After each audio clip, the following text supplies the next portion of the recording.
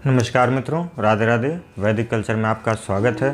दोस्तों, आज बात करेंगे कि विवाह में जो मंडप गाड़ा जाता है उसका क्या महत्व है और विवाह में मंडप क्यों गाड़ा जाता है, उसके क्या क्या वैज्ञानिक दृष्टि से भी आपको बताएंगे कि ये मंडप में प्रयोग होने वाली एक एक वस्तु का क्या क्या उपयोग होता है और कैसे प्रयोग किया जाता है। क्योंकि मित्रों, विवाह की लगन थोड़े समय बाद शुरू हो जाएगी, विवाह का आयोजन होने लगेगा, तो बहुत कम ही लोगों को पता होगा कि मंडप में प्रयोग की जाने वाली वस्तुओं का महत्व होता है। मंडप में जो बांस गाड़े जाते हैं और मंडप में जो उसके ऊपर छप्पर लगाया जाता है उसका क्या महत्व होता है। मंडप में जो लोढ़ा रखते हैं उसका क्या महत्व होता है। खल और मूसल रखा जाता है उसका क्या महत्व होता है। सब बातों की चर्चा आज हम करने वाले हैं। मित्रों, कहा जाता है गरीब हो या अमीर हो, लेकिन विवाह मंडप का निर्माण सबके लिए एक जैसा ही होता है। बांस से मंडप बनाया जाता है और उसमें सरपत लगाई जाती है जिसको छप्पर भी कहते हैं। बांस इसलिए लगाया जाता है कि वो वंश की वृद्धि का कारक माना जाता है। बांस का कभी नाश नहीं होता जब तक कि स्वयं नष्ट न किया जाए, और वर वधू की प्रेरणा के रूप में भी देखा जाता है। बांस को आपने देखा होगा, जितना लंबा होता जाता है उतना ही झुकता जाता है। इसी प्रकार मनुष्यों को चाहिए कि वो बड़े ज़रूर बने लेकिन विनम्र होना बिल्कुल न भूलें। इसलिए मंडप में यह दर्शाता है और इसलिए इसका प्रयोग किया जाता है। मंडप में केले के पत्ते का भी प्रयोग किया जाता है। केला का पत्ता जो है वो भगवान विष्णु का प्रतीक माना गया है। और मंडप में कलश की स्थापना भी की जाती है। कलश के स्थापन में सभी देवताओं को वहाँ पर आवाहित करके पूजन किया जाता है और सभी देवता वर वधू की विवाह के जो है साक्षी बनते हैं वहाँ पे। और मंडप को ऐसे ही नहीं गाड़ दिया जाता, कभी भी मंडप लाए और उठा के गाड़ दिया, ऐसा नहीं होता है। विवाह से पहले शुभ मुहूर्त में, अच्छे मुहूर्त में देखकर विवाह में मंडप गाड़ा जाता है और विवाह के बाद अच्छे मुहूर्त में उस मंडप को विसर्जन किया जाता है। और मंडप में आपने शादी में देखा होगा कि चाकी लोढ़े का भी प्रयोग होता है। चाकी लोढ़ा मंडप में इसलिए रखा जाता है कि यह समृद्ध गृहस्थी का सूचक माना जाता है। चूल्हा भी रखा जाता है। चूल्हा इसलिए रखा जाता है कि यह हमें भोजन बनाकर देता रहे। कलश की स्थापना भी इसलिए की जाती है कि इसमें देवता का वास हो और उसकी पूजा हम करके देवताओं से आशीर्वाद प्राप्त कर सकें। साथ में ही कलश के सामने पति पत्नी संकल्प लेते हैं और हमेशा एक दूसरे के सहयोगी बने रहेंगे और कभी एक दूसरे से झूठ नहीं बोलेंगे, इस प्रकार का संकल्प लेते हैं। 7 वचन लेते हैं सभी देवताओं को साक्षी मानकर। लेकिन आजकल देखा जाता है कि स्थान के अभाव में कृत्रिम जो है मंडप बनाकर विवाह की रस्म पूरी की जाती है, जो कि शास्त्रों को तो नहीं है, लेकिन मंडप जो है बांस का ही बनवाना चाहिए और उसके ऊपर जो छप्पर या फूस बोलते हैं जिसको, उससे जो है मंडप बनाना चाहिए। केले के पत्ते भी चारों तरफ लगाने चाहिए। देखिए, हम कितना भी मॉडर्न हो जाएं लेकिन अपनी परंपराओं को हमें नहीं भूलना चाहिए, क्योंकि हमारे ऋषि मुनियों ने जितनी भी चीज़ें, जितनी भी वस्तुएं बताई हैं, उस हर वस्तु का प्रयोग देवताओं से संबंधित है। और एक भी चीज़ यदि छूटती है तो यह परंपरा का टूटना माना जाता है। इसलिए चाहे आप कितनी बड़ी से बड़ी शादी करें, लेकिन यज्ञ मंडप जो बनवाएं, आजकल देखा जाता है कि लोहे का मंडप बना के खड़ा कर दिया जाता है, लेकिन इसका कोई महत्व नहीं रहता है। बांस गाड़े जाते हैं, उसमें केले के पत्ते लगाए जाते हैं, छप्पर लगाया जाता है।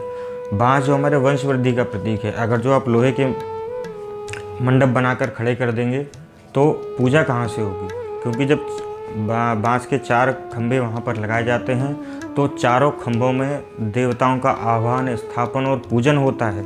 और यदि आप लोहे का बांस लगा देंगे मंडप, तो कहाँ से उसमें देवताओं का आह्वान, स्थापन और पूजन हो सकेगा। परंपराओं के नाम पर आदमी नेक कर देते हैं, मान लिया, हर बात मानने से नहीं चलती है। यदि आप शादी विवाह में शास्त्र के अनुसार इसका शादी विवाह नहीं करते हैं तो स्वाभाविक रूप से आपका शादी विवाह कैसे सफल हो पाएगा। फिर आप कहते हैं कि शादी इतने दिन चली और 1 साल चली, 2 साल चली, 5 साल चली।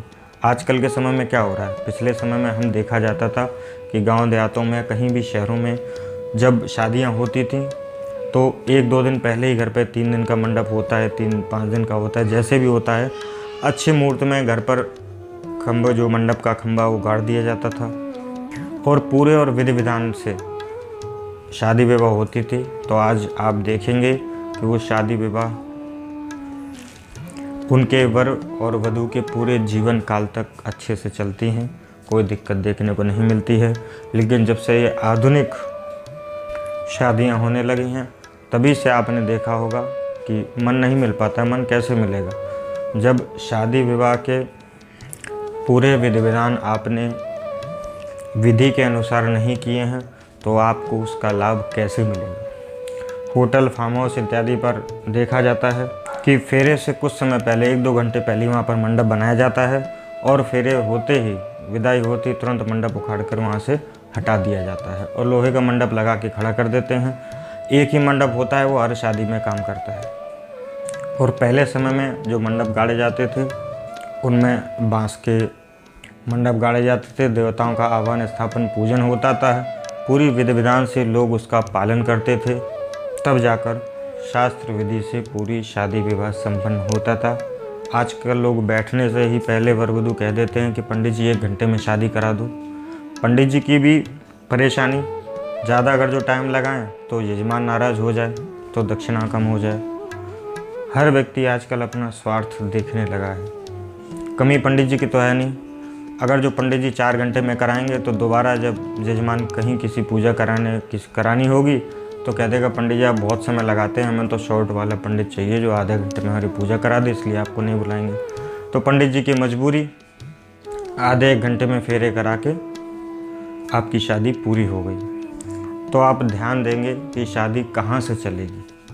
न पूरे मंत्र बोले गए शादी में, न पूरे शादी के विधि विधान हुए।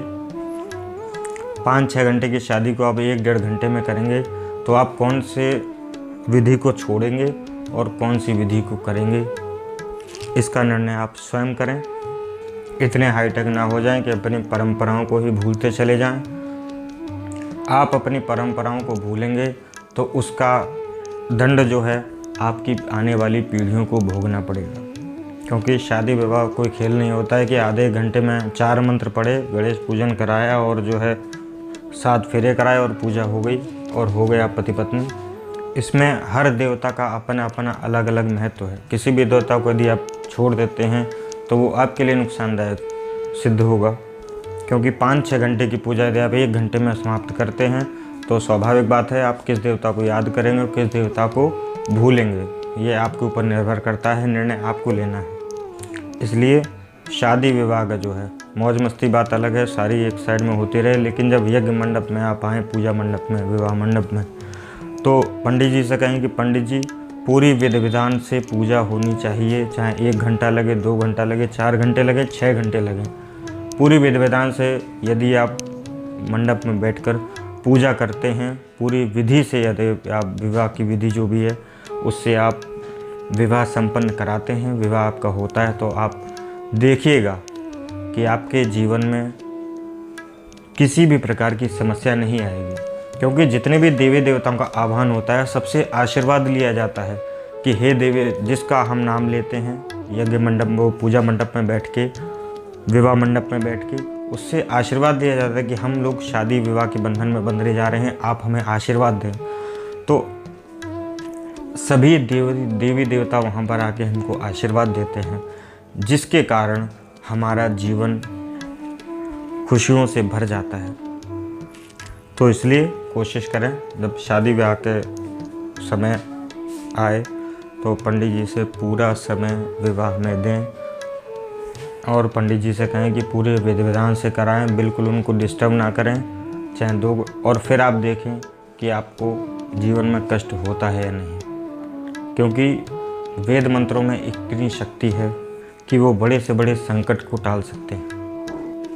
तो अगली बार से मैं आशा करता हूँ कि जब भी विवाह शादी में मंडप गड़ेगा और विवाह की रस्म निभाई जाएंगी, तो आप पूरा समय देंगे, पूरी विधि विधान से शादी विवाह संपन्न कराएंगे और फिर देखें कि आपको अपने जीवन में कितना आनंद आता है। तो आज के लिए मित्रों बस इतना ही। जानकारी अच्छी लगे तो लाइक, शेयर, कमेंट करना ना भूलें और हमारे चैनल वैदिक कल्चर को सब्सक्राइब करना बिल्कुल ना भूलें। धन्यवाद, नमस्कार, राधे राधे, जय हिंद, वंदे मातरम।